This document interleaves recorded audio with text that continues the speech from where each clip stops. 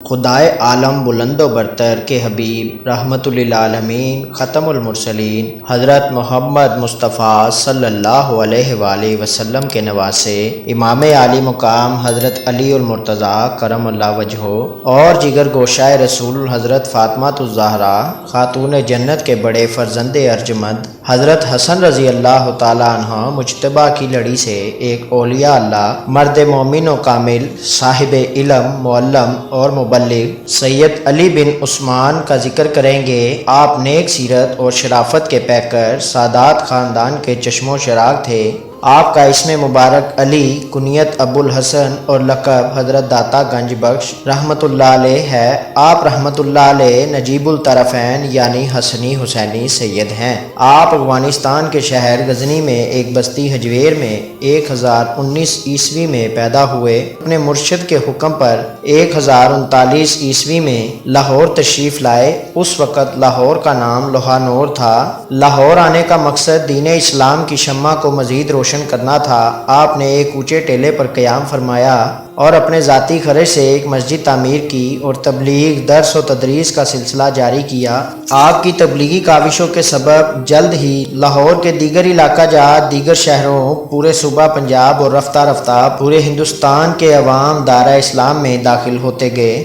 آپ کا آستانہ پورے بر صغیر ہند پاکستان کا سب سے بڑا روحانی مرکز بن گیا۔ آپ صاحب جمال و کمال تھے۔ آپ کی وفات کے بعد آپ کے مزار پر ایک اور مرد مومن حضرت معین الدین چشتی رحمت اللہ علیہ نے اجمیر شریف جاتے ہوئے 40 دن کا چلہ کاٹا۔ چلے کی تکمیل کے بعد آپ نے صاحب مزار کے متعلق یہ دو معنی شعر موضوع کیا: گنج بخش فیض عالم مظہر نور خدا، نا کسارا پیر کامل کاملارا رہنما۔ حضرت معین الدین چشتی رحمت اللہ علیہ کی اس محبت کے بعد آج دنیا آپ کو داتا گنج بخش کہتی ہے اور جانتی ہے۔ آنے والے زائرین کی خیر سے مرادیں پوری ہوتی ہیں۔ خواجہ صاحب رحمت اللہ علیہ کے علاوہ آپ کے مزار پر حضرت بابا فرید الدین مسعود گنج شکر اور حضرت مجدد الف ثانی نے بھی چلہ کاٹا۔ ہزاروں لاکھوں لوگ آپ کے مزار پر حاضری دیتے ہیں، منت مانتے ہیں اور مراد پوری ہونے پر بیش قیمت نذرانے پیش کرتے ہیں۔ اس نذرانے سے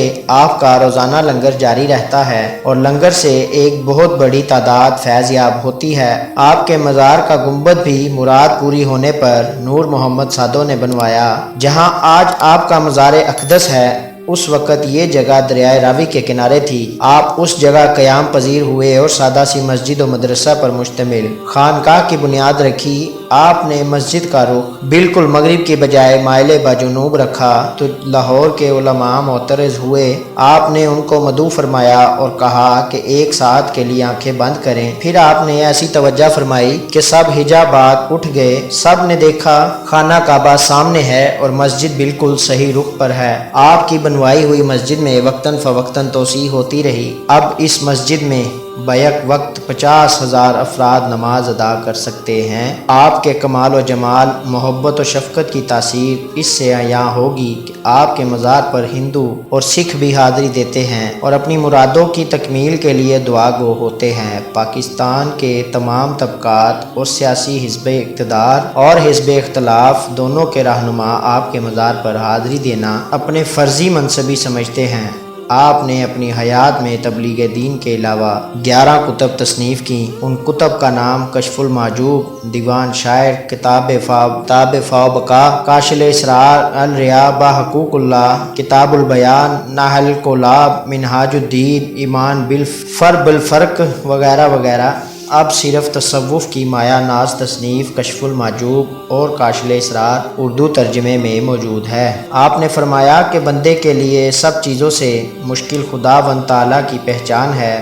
مزید فرمایا 10 چیزیں 10 کو کھا جاتی ہیں: توبہ گناہ کو، جھوٹ رزق کو، غیبت نیک عمل کو، تکبر علم کو، غم عمر کو، صدقہ بلاؤں کو، غصہ عقل کو عدل ظلم کو، نیکی بدی کو اور پشیمانی سخاوت کو۔ آپ کا عرس مبارک ہر سال 18 سے 20 صفر المظفر کو بڑی دھوم دھام سے منایا جاتا ہے۔ ان تینوں دنوں میں پاکستان کے ہر کونے سے لاکھوں کی تعداد میں عوام الناس اور خاص کر آپ کے مزار پر حاضری دیتے ہیں۔ عرس کے تینوں دن ملک بھر کے گوالے خالص دودھ کی سبیل لگاتے ہیں، اور اس دودھ کی سبیل کا پس منظر کچھ یوں ہے کہ کابل و غزنی کی طرف سے رائے راجو کو پنجاب کا حاکم مقرر کیا گیا تھا۔ تاریخ بتاتی ہے کہ یہ شخص سفلی عملیات میں بھی بڑی مہارت رکھتا تھا، اس کی وجہ سے پنجاب کے لوگ اسے راجو جوگی کہہ کر پکارتے تھے۔ کچھ ہی عرصہ قبل سید علی حجویری داتا صاحب لاہور منتقل ہوئے اور انہوں نے ایک درسگاہ بنائی۔ ایک دن داتا صاحب اپنی درسگاہ کے باہر تشریف فرما تھے کہ ایک ہندو عورت سر پر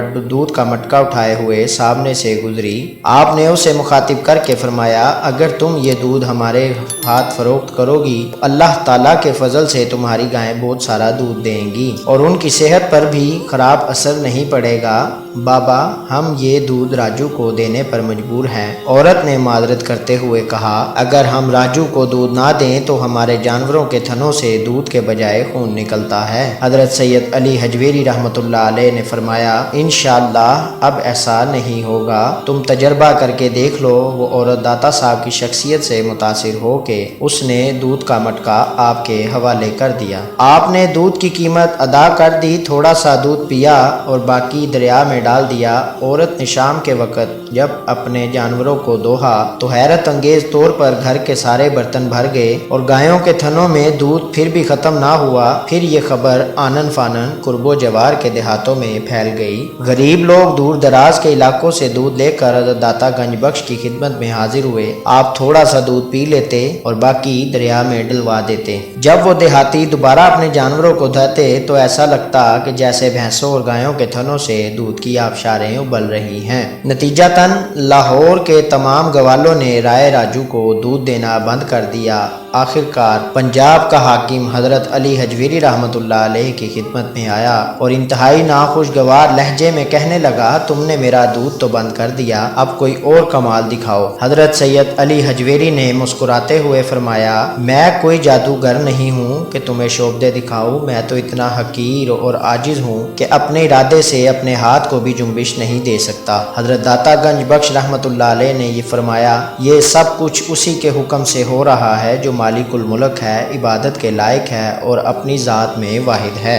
اگر تمہیں اپنے ساحرانہ کمالات پر ناز ہے تو شوق سے دکھاؤ۔ رائے راجو جو بہت بڑا شعبدے باز تھا مگر اس نے حضرت سید علی حجویری رحمۃ اللہ علیہ کے سامنے اپنے فن کا مظاہرہ کرنا چاہا۔ اسے یوں محسوس ہوا جیسے اس کا پورا جسم پتھر ہو گیا ہے اور وہ اپنے تمام ساحرانہ صلاحیتوں سے محروم ہو چکا ہے۔ آخر رائے راجو نے عاجز آ کر حضرت سید علی حجویری کے سامنے زمین پر سر رکھ دیا۔ پھر اہل لاہور نے یہ حیرت انگیز منظر اپنی آنکھوں سے دیکھا کہ پنجاب کا حاکم اپنے دادا کے عقائد سے تائب ہو کر حلقہ اسلام میں داخل ہو گیا ہے۔ لاہور پہنچنے کے بعد حضور داتا صاحب کے دست حق پر مسلمان ہونے والا یہ پہلا شخص تھا۔ ناظرین، ادھر غور طلب حقیقت یہ ہے کہ آپ فارسی دان تھے جبکہ علاقے کے مکین ہندی بولتے تھے۔ اس کے باوجود آپ کی روحانی شخصیت کی وجہ سے لاہور اس وقت کے ہندو گورنر رے راجو نے اپنی رعایا سمیت جلد ہی اسلام قبول کر لیا۔ آپ نے 1072 میں لاہور شہر کو ایک نئی شناخت دے